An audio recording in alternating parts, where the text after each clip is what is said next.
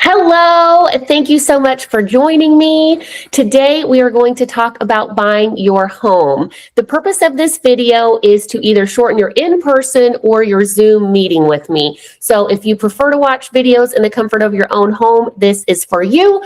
We're going to go through the process of buying a home or land, if that's for you today, as well as the paperwork that you're going to sign. So then when we get together on our meeting, we can talk about the information specific to you, where you're looking, what's your budget, and what you're hoping for in your first home. So where we're going to start today is on the process. And so you will see coming from me this exact packet personalized to you. This is your guide to buying your home. And if you're a reader, I have everything here in the home buying process. I work better from a flow chart. So we're going to start here. This is just buying any traditional home. We will go over new construction, manufactured home, and land as well. And just know that I have segmented these videos for you so that if manufactured home is not for you or land is not for you, you can skip those sections. So first, let's start here at the top. The first thing that you're going to do is need to form your team. So you're going to have an agent or realtor and a lender for pre-approval unless you're a cash buyer. If I haven't already, I'm happy to introduce you to a lender that I work with regularly and I trust. When we get together, we're going to talk about your needs, what you're looking for specifically in your home. Once we leave the meeting and you're pre-approved, I'm going to get you set up on a property feed. That way you can quit searching on the Zillows and the Trulias of the world. They're great for exploring, but they are not educational sites, they're recreation sites. And so oftentimes their information is not up to date and accurate. They actually sell leads when you click. So if you click on a home and you see request is showing, they are selling that lead to somebody. So if a house is getting a lot of clicks and they're getting a lot of showings and they're making a lot of money selling your information, they will keep properties available that are actually under contract. So once we're seriously shopping, please use the property feed that I set up for you to search. From that property feed, you're going to select properties. You're going to text our group text that I will get set up for you at our meeting, and myself or someone from my team will meet you to view the property.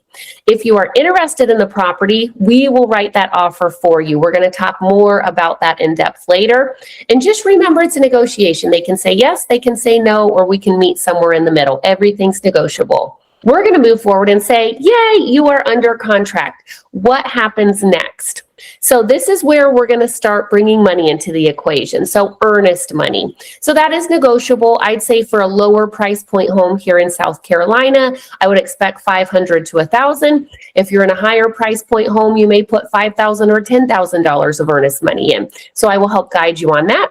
And then you're going to need your inspection monies. So this will happen about 7 to 10 days after you are under contract. If you want to test for radon, that's a naturally occurring gas. Not super prevalent here, but sometimes people do want to test for it because it can cause lung cancer. So that test is $150.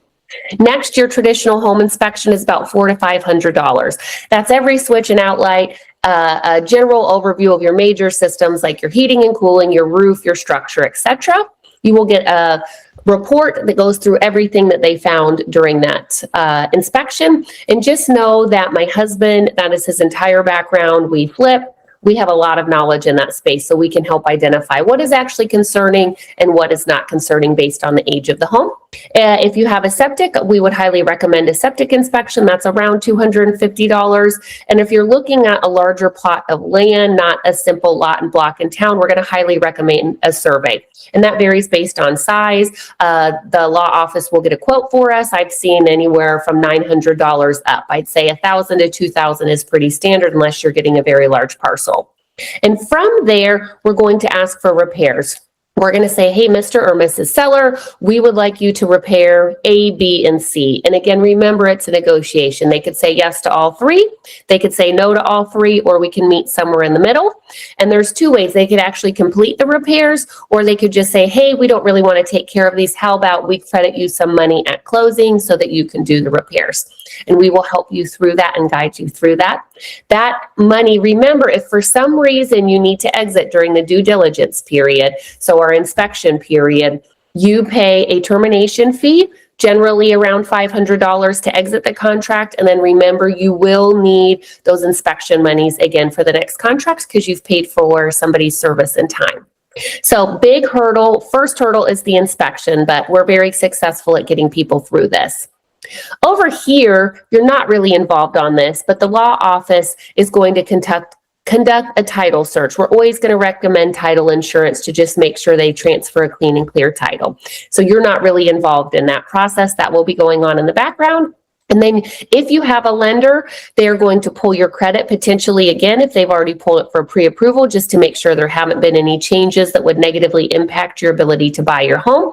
And they send your file to what's called underwriting. And this is a second layer of eyes. They may ask for clarifications. For example, if you have a deposit coming in every month, they may say, hey, where is this deposit? And you say, hey, my roommate pays me rent or something, for an example. Just do what they ask you to do in a super timely manner, right? We want to make sure that your loan process is on time. And they will also order the appraisal. This is kind of the second big piece of the puzzle. That is the value of the home.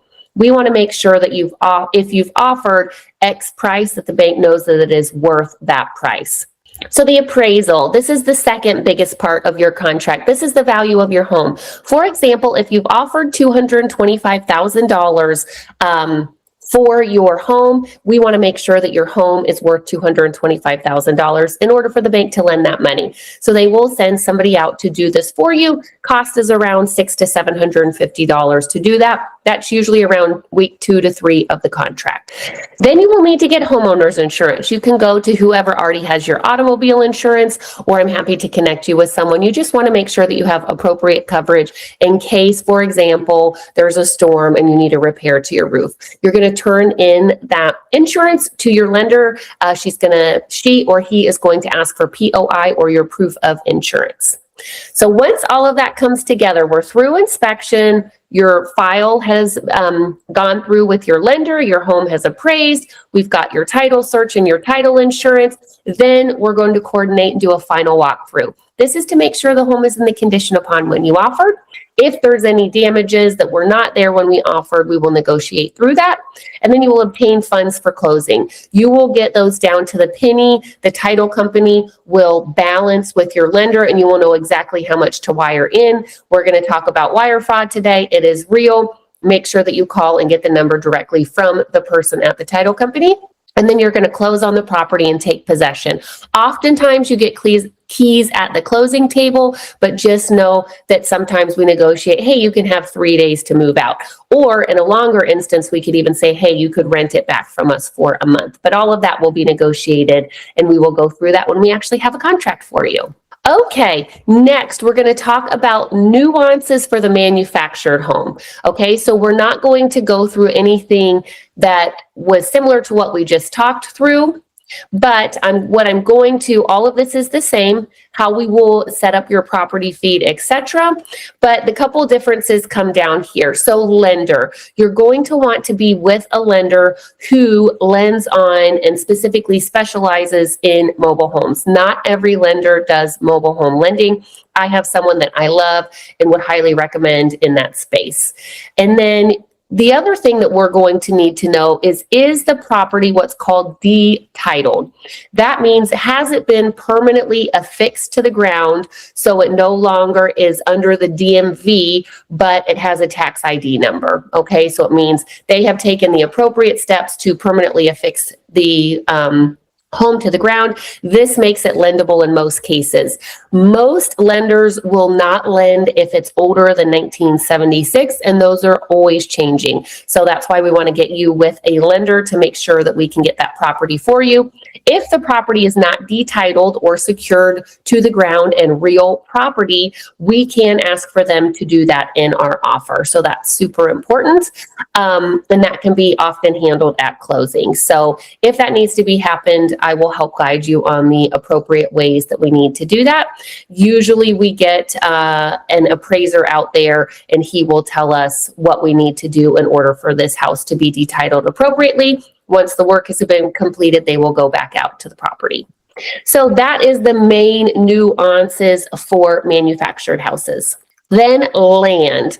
So similar up here as far as the process of getting started and getting on a property feed, but there is a lot that happens when you buy land. So you're, of course, likely going to want to get that survey.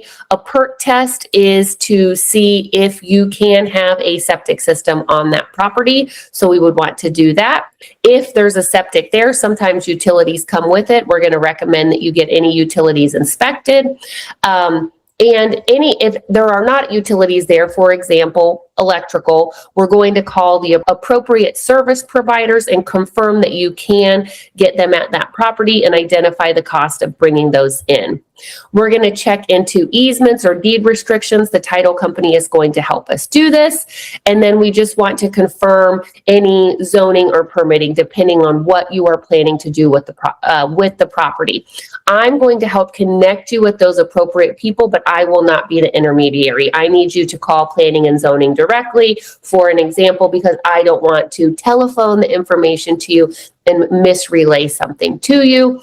There are some nuances if it's a wetland or protected area, and if we get into that, we will go into that in more depth. So the big thing with land is your due diligence period just has more pieces because the structure is not present yet.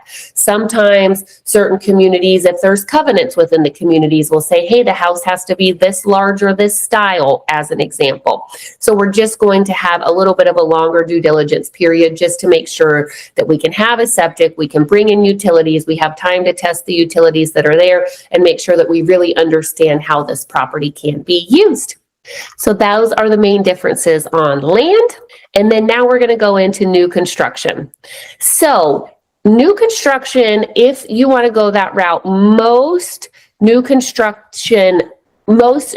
builds or builders, I guess, generally want you to work with their lender, and they're going to give you incentives to do that. So let's say you're pre-approved with lender A and we go to buy a DRB home. DRB may say, hey, if you work with our lender, we're going to give you a better interest rate, or we're going to cover part of your closing costs. There's usually a pretty high incentive to use their lender. It's somebody they trust, they've negotiated a contract with. So just know if we're already pre-approved, you may end up getting approved with a different lender. Generally, the builder is going to write the contract, not me. And generally, we verbally negotiate before we actually contract. So those can include the price, the inclusions, right? Builders vary widely across the board. Some may include appliances and blinds, for an example. Some may include none of that. Some may include backyard landscaping, some may not. So we just really want to understand what's included for you, as well as upgrades, right? Are you buying a completed new construction home, or are you buying a piece of dirt and putting a property on it, right? And so we just want to understand some builders have upgrade packages, meaning, you can check package A at this price, package B at this price, and package C at this price. And they have, maybe higher levels of finishes as you go on. And sometimes there's also a lot premium. Maybe if you back to open space versus backing to a busier street, the cost of your land may go up. So we just want to make sure that we understand that full package. That is what I am here for, is to help you go through that so we really understand what your final cost is and what that includes. And then we're going to confirm that all of that goes in writing. Never, ever, ever accept a contract with a builder without everything that you've agreed upon to be in writing. And just so you know, oftentimes if the house is completed and has been sitting for a minute, that's often an opportunity for the most inclusions, right? Because builders want to move their inventory. So if there's a pre-done house that has been completed for 30 days, we may have way more wiggle room than if you're picking your lot and your house to build, as an example. Okay. And then your earnest money is going to vary by builder. They're going to set that. And this is once you're under contract, you may go to a design center appointment. That appointment is where you may pick finishes. Some builders have those packages, like I said, like you can pick this package or this package, and that includes these finishes. If you go custom, you can literally pick paint, flooring, tile, in every room, every light fixture, every faucet. So it's a wide variety there, but we will generally do a design center appointment. every once in a while, a builder does not take part in the design center. So I do have a friend of mine who you can hire to help you through that if you need help designing your home. Usually we do a pre-drywall meeting. This is, again, if you've picked a lot and a house and it's not complete. This is just to confirm the electrical, everything behind the drywall is as it should be. Let's say you've added extra outlets, for an example. Are they there and exist before we go in with the drywall? And then a blue tape walkthrough. Builders call these different things, but this is just once the house is completed and to their 100%, we walk through and just make sure, hey, you missed paint here, or oops, there's a cracked tile here that needs to be fixed. We want to get your home to as close as perfect condition as possible, knowing that no house is ever perfect. And then generally they will do a home orientation with you. Again, this varies per builder, but this is how do you use the house? You know, this is how you turn your water on and off, etc. Getting to know the house. And you can, with new inspection, do a home inspection. And I always recommend this. Again, $400 to $500. But let's say they find a small electrical thing and a drippy faucet, and they noticed something with the insulation in the attic. Usually you will find at least $400 to $500 of issues. And that way, if they have to get in different people of different trade, you're not having to deal with all of that. So I'm always going to recommend that you do that. And then you're going to do a final walkthrough, just like a regular house, after they've done the repairs and your blue tape walkthrough repairs. So very similar then to closing. Lots of information here. These are just real estate definitions. Again, if you are a reader, you can go through this and be like, oh yes, what is the appraisal again? Strategies to strengthen your offer. I'm going to touch on this briefly. We are not in as much of a hyper-competitive market as we were a few years ago. But if you are interested in offering on a property that more than one person is interested in, I'm going to recommend some of these things.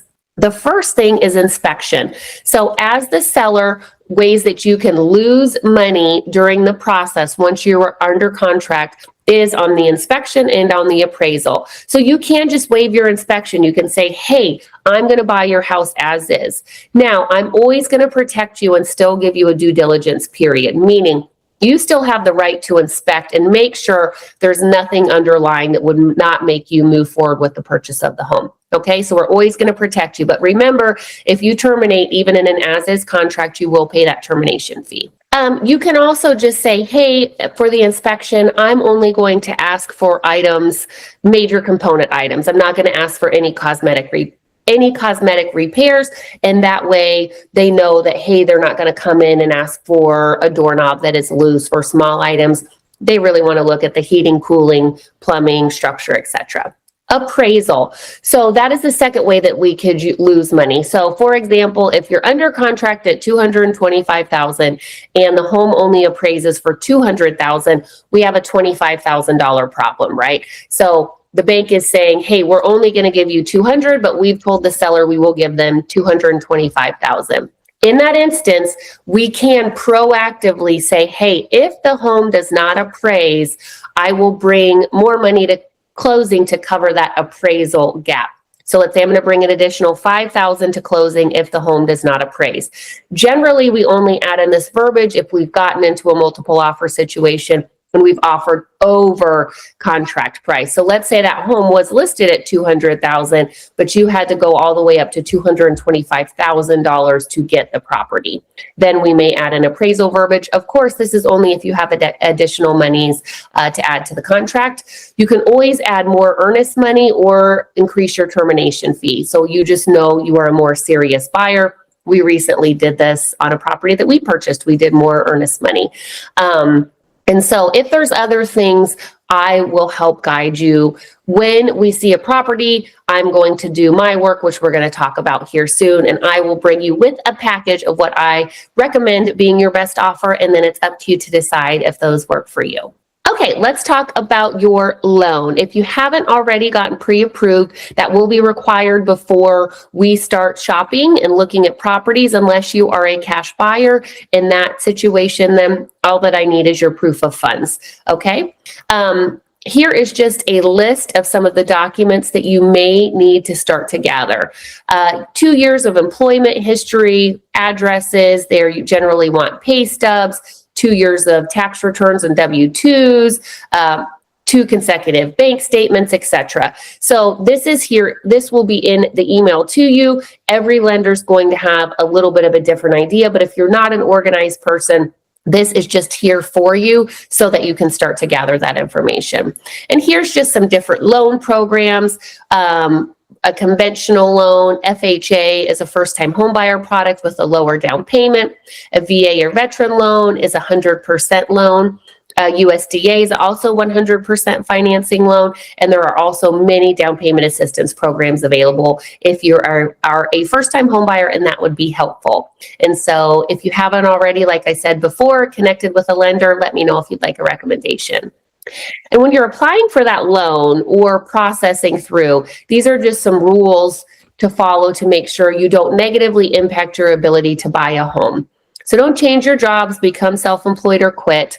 Don't buy a new vehicle and change your debt. Do not use your credit card outside of normal or allow your accounts to fall behind. Don't spend your closing money. Don't omit any debts or liabilities from your application. They will find them. Do not buy furniture. This means do not go out and get $5,000 of furniture on credit. If anybody's saying, hey, can I pull your credit? I would not recommend you doing that because that's going to impact your credit negatively. Even if it's a large deposit, let's say mom or dad want to help you buy your first house and are going to help with the down payment, totally legal, but it needs to funnel through the appropriate channels. And do not change your bank accounts and do not co-sign on a loan for anybody. Here are some of the lenders that I love and work with regularly. Cheryl Ross at South State.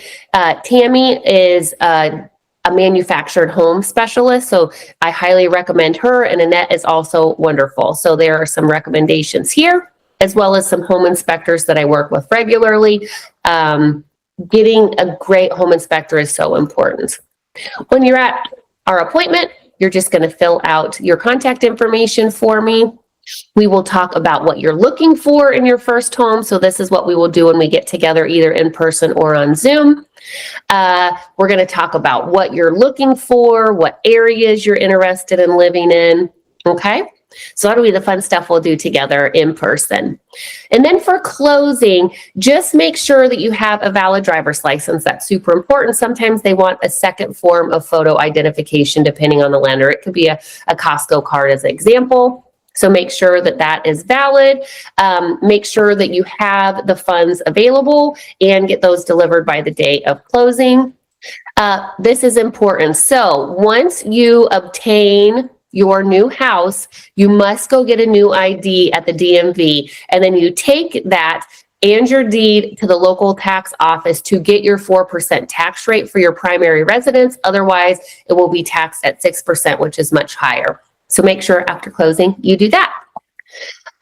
Here are just some questions that often comes up. How will you tell me about the newest homes? I'm going to set you up on that property feed through the MLS, and it will be an automated property feed. Okay, so as soon as a property hits the market, you will get that from myself or any other company, including new construction if they have those homes listed. Oftentimes, builders will put a couple of their houses that they have for sale on the MLS, and then we need to go to the sales office together to look at that inventory and make sure on new construction that you go with me on your first visit.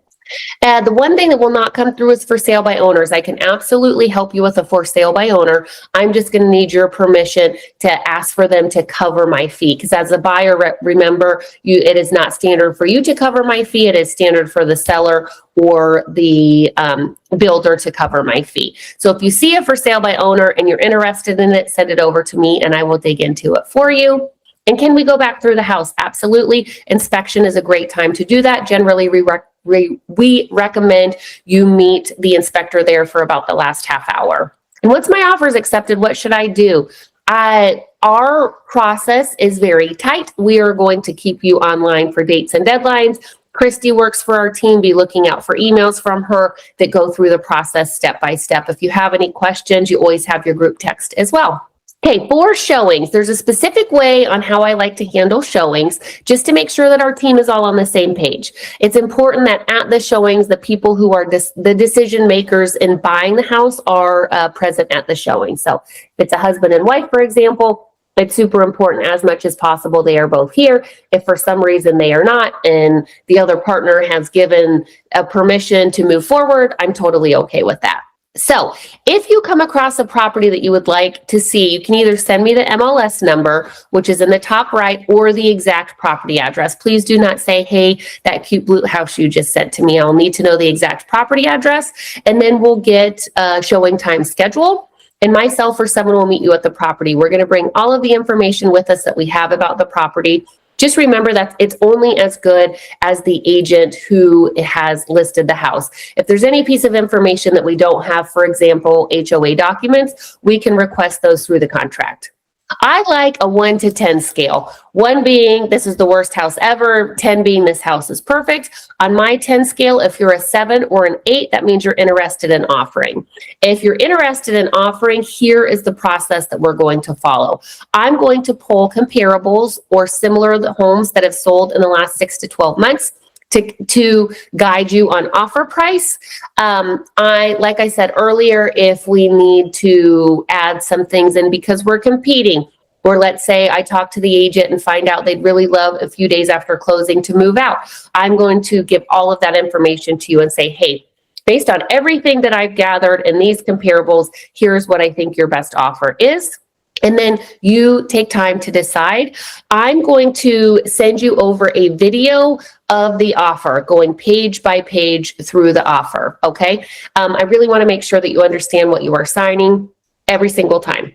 If disclosures are available, I'm going to send those over to you as well. For example, there's a lead-based paint disclosure. If the home is older than 1978, you could have lead-based paint, okay? The concern there is ingestion, and so my recommendation would be not to eat the paint, and most people just paint over it. We will have a seller's disclosure, and again, if we do not have one of those, we can ask for that contractually. That is the home and the condition as the seller knows it to be. Every seller knows a different amount about their home, just so you know, okay?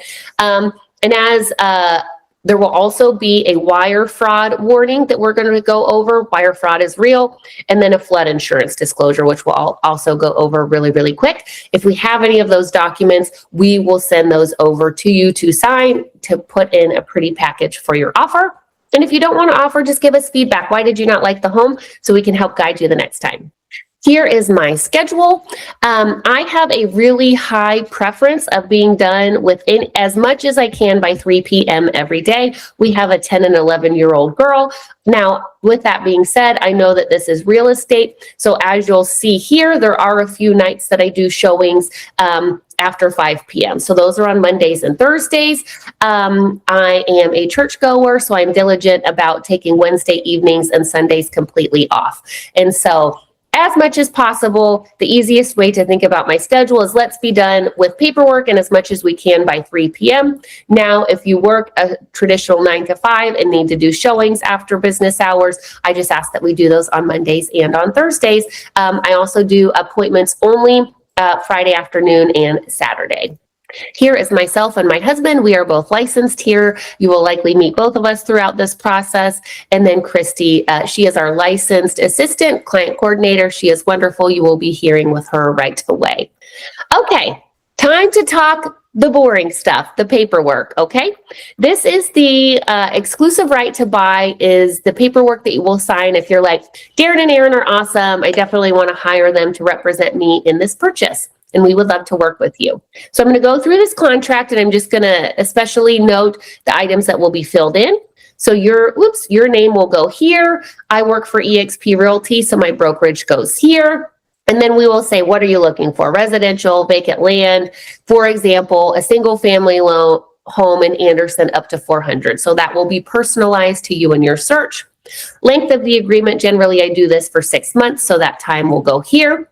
My broker efforts, it's saying that I'm working in good faith, right?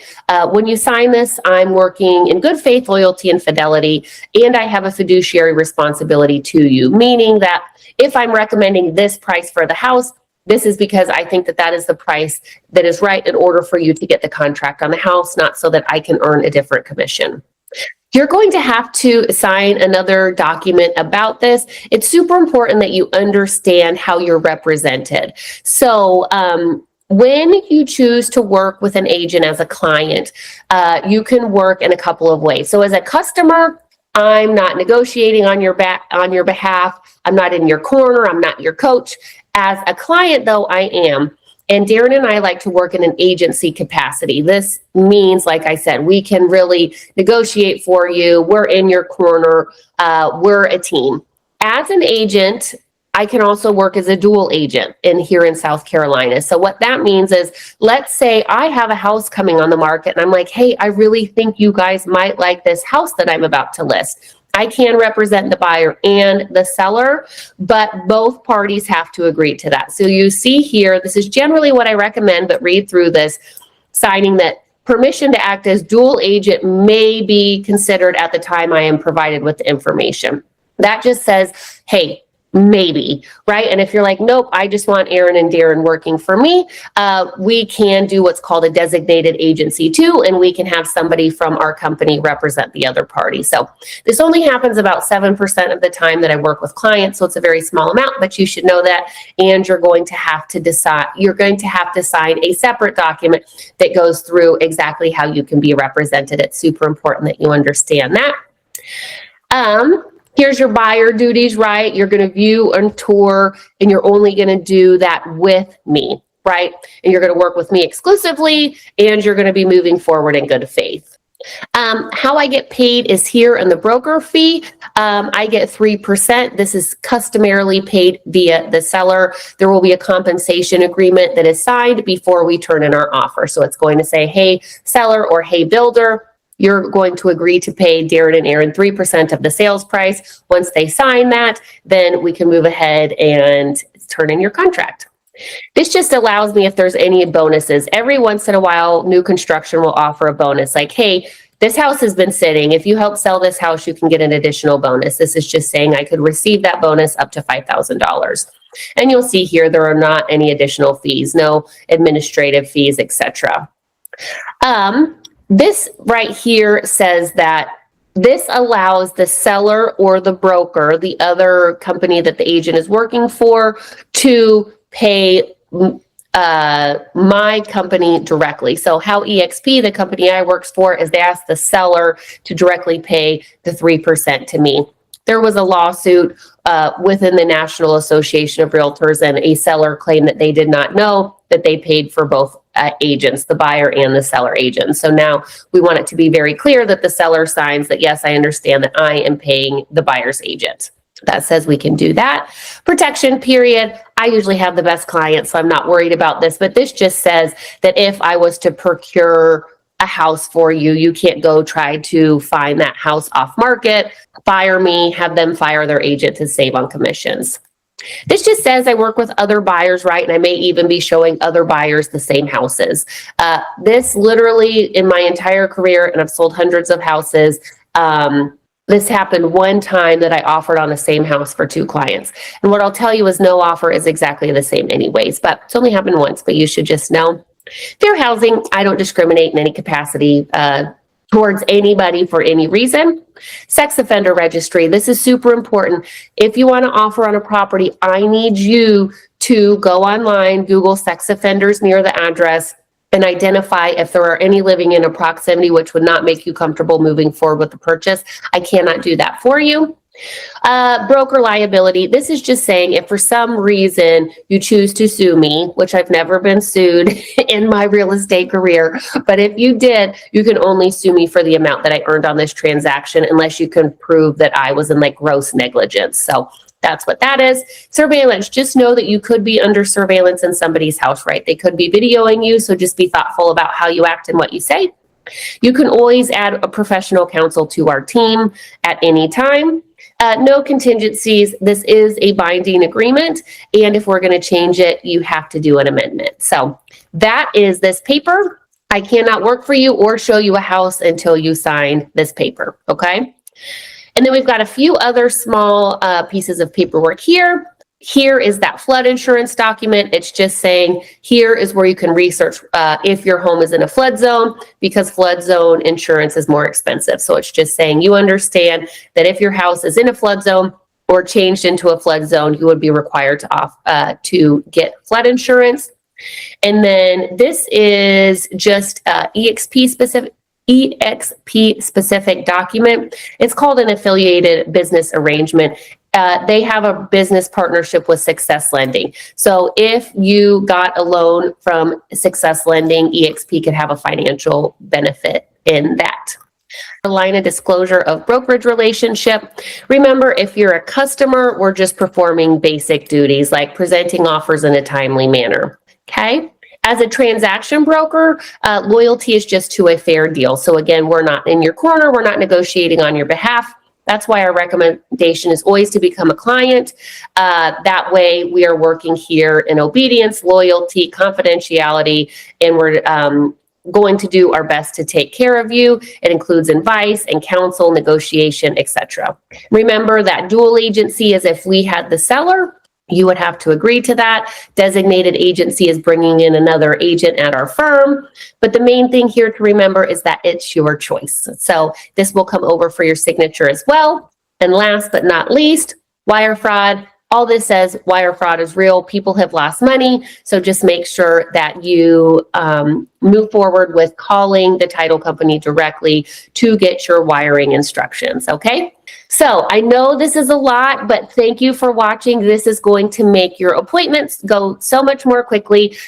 Then we can just get paperwork signed and we can talk about the fun stuff, which is what exactly you are looking for in this home.